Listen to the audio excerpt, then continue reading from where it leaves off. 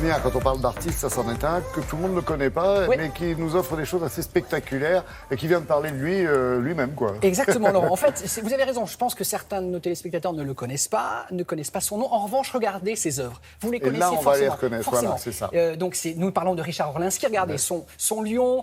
Il a fait une panthère ajourée. Il a cassé les codes. C'est ce qu'il raconte dans son livre, son autobiographie. Pourquoi j'ai cassé les codes chez Michel Lafon. En fait, c'est quelqu'un qui veut démocratiser l'art. C'est-à-dire qu'actuellement, par exemple, à Montélimar, vous avez des sculptures de Richard Orlinski dans la rue, gratuitement. Vous pouvez les regarder gratuitement. Vous n'entrez pas dans un musée. C'est ce qu'il veut faire. Évidemment, il a une clientèle aussi richissime. La plus chère de ses œuvres d'art s'est vendue 15 millions d'euros. C'est quelqu'un On de est dans le richissime. bon goût, hein. Oui, en fait, c'était tout en or. Voilà, c'était une demande particulière. Et attendez, pourquoi il avait besoin de se justifier pourquoi j'ai cassé les codes? Oui, parce Il que s'est fait c'est ce qu'il va attaquer. nous raconter, c'est que l'intelligentsia parisienne ne le reconnaît toujours pas. C'est-à-dire que parce que il brise les tabous, parce que je vous dis, il expose en peut province, s'en il expose. passer. On s'en moque. Il a mis une sculpture géante tout en haut de Courchevel. Il y en a sur des plateaux télé, donc il bouscule un peu trop. Et alors son bouquin, il est absolument passionnant. Je le dis comme je le pense, parce qu'en fait, il raconte son parcours. Il a commencé à 37 ans, il a changé de cap. Hein. Jusqu'à 37 ans, il était dans la rénovation immobilière, et à 37 ans, il dit je vais faire sculpteur. Et 10 ans après, il est un des numéros 1 mondiaux. Donc c'est quand même incroyable. Et en plus, il donne des méthodes. C'est un peu la méthode pour rebooster le moral, Laurent. Parce qu'en fait, à la fin des chapitres, il vous dit voilà, si on vous dit c'est pas bon, je crois pas en toi, ça marchera jamais. Si vous, votre petite voix intérieure vous dit mais si ça peut marcher, accrochez-vous. C'est ce qu'il vous raconte. On l'a rencontré, regardez. J'aurais voulu être un artiste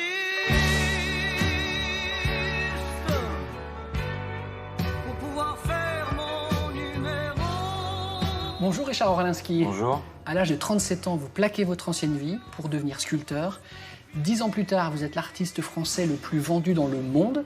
Quel pied de nez à tous ceux qui n'ont pas cru en vous, parce que vous le racontez dans votre livre, on vous a pas pris au sérieux au début, vous avez eu plein d'obstacles. Oui, beaucoup d'obstacles. Ça a été un peu le parcours du combattant.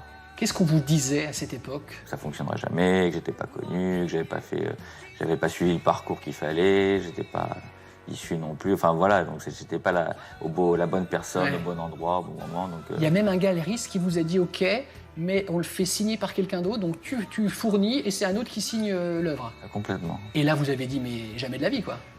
Non, je suis resté. C'était tellement bizarre comme réaction. J'étais très surpris. Je suis rentré chez moi, je suis resté un petit peu perplexe. J'aurais voulu être un acteur Ensuite, évidemment, il n'a pas fallu beaucoup de temps pour décliner. tous les jours, changer de peau. Ce que j'essaie de sortir de tout ça, c'est qu'à chaque fois que j'ai eu une contrariété ou une expérience comme ça difficile, ça m'a encore plus motivé pour le faire. Moi, mon caractère fait que je dis OK, on n'a pas voulu, on continue. C'est que j'ai pas lâché, quoi. C'est du boulot, c'est de pas lâcher, c'est croire en soi, croire en ses rêves, et puis de dire qu'il n'y a pas de raison, quoi. Si on se donne les moyens de ses ambitions, on y arrive. Vous avez une reconnaissance mondiale, des stars comme Sharon Stone, Pharrell Williams vous achètent vos œuvres, et l'intelligentsia parisienne ne vous reconnaît toujours pas. Franchement, vous en souffrez ou vous n'en avez rien à faire? Alors, j'en ai strictement rien à faire. J'en ai souffert. J'en ai souffert de ne pas être reconnu par ses pairs. J'avais même honte à certains moments dans des dîners. On me demandait ce que je faisais. Bon, je suis dans l'art, mais Vous n'osiez pas j'avais honte dire. de dire qui j'étais. Oui, aujourd'hui, au contraire, aujourd'hui, je l'assume complètement. Et moi, toucher une élite, très sincèrement, ça ne me parle pas. Ce qui me parle, c'est toucher tout le monde, les enfants, tous les âges, toutes les catégories socio-professionnelles. C'est vraiment apporter quelque chose, donner de l'émotion. Alors c'est pour ça que déjà, dans mon art, il y a une lisibilité immédiate. On comprend tout de suite. Il y a beaucoup de gens qui viennent me voir, qui me disent « Ah, il faut payer pour aller dans un musée ». Moi, quand j'ai des expositions à ciel ouvert, c'est gratuit. Donc c'est peut-être en cela que vous cassez les codes. C'est un crime de lèse-majesté d'exposer dans des endroits atypiques. Dans des villes de dans des province. villes de province, même dans des stations balnéaires. Finalement, les gens sont contents, ils voient, ils apprennent quelque chose. Il est où le bonheur? Il est où?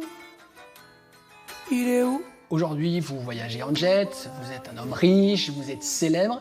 Est-ce que vous êtes plus heureux qu'avant ou c'est différent? Non, c'est différent. Le bonheur, c'est compliqué à obtenir. C'est un concept qui est très difficile. Et puis, c'est vrai que je suis souvent insatisfait. Et puis, j'ai un vrai problème. Je me dis, bon, le temps qui m'est imparti encore sur cette terre, il faut que j'en profite. Vous êtes encore jeune, Richard. Oui, mais j'ai une course. Mais depuis que je suis tout petit, Vous je suis avez quel comme âge? ça. 50 ans. Oui, 50 ans. Oui, C'est la moitié de la vie. oui c'est vrai. Bah oui. À 100 ans, Il y a plein de centenaires maintenant. Donc, Oui, mais enfin, à 100 ans, je sais pas si on fait, si on fait les mêmes choses. Sauf que les... bah, vous ferez de la pâte à modeler à 100 ans. Oui. Ah oui, c'est pas mal. Bah oui. Pas mal. Bonne idée du macomoulage. Oui, ça peut être pas mal, oui. Merci beaucoup, cher Richard. Merci de m'avoir reçu. Merci à vous. Il est là le bonheur, il est là. Ouais, il a été blessé, ça se sent. Mais il est Ouais. heureux aujourd'hui. Il est Est-ce heureux. qu'il est généreux? Il est très généreux, il fait plein de choses pour des associations dont il ne parle pas forcément. Et donc, il a tenu à ce que la première petite sculpture d'Orlinski, c'est dans les 40 euros, 45 euros. Ah, quand même. Oui, il y a eu un partenariat avec un grand parc d'attractions, je passe, mais il a tenu à ce que tout le monde puisse au moins avoir une petite sculpture, parce qu'on n'a pas tous 15 millions d'euros en poche. Vous voyez ce que Non, je veux dire? c'est clair. Voilà. Vous avez adoré le personnage. J'ai hein adoré, je suis absolument sous le charme Ouais, c'est amicalement infâme. de cet homme. Je le trouve immensément talentueux. Évidemment, c'est aussi un chef d'entreprise. Il a raison, quand il fait des opérations sur les pistes à Courchevel, dans les villes, il fait parler de lui, mais c'est génial, quoi. En plus, c'est sculpture de la patate. Pourquoi j'ai cassé les codes chez Michel Lafon? Merci à tous les deux.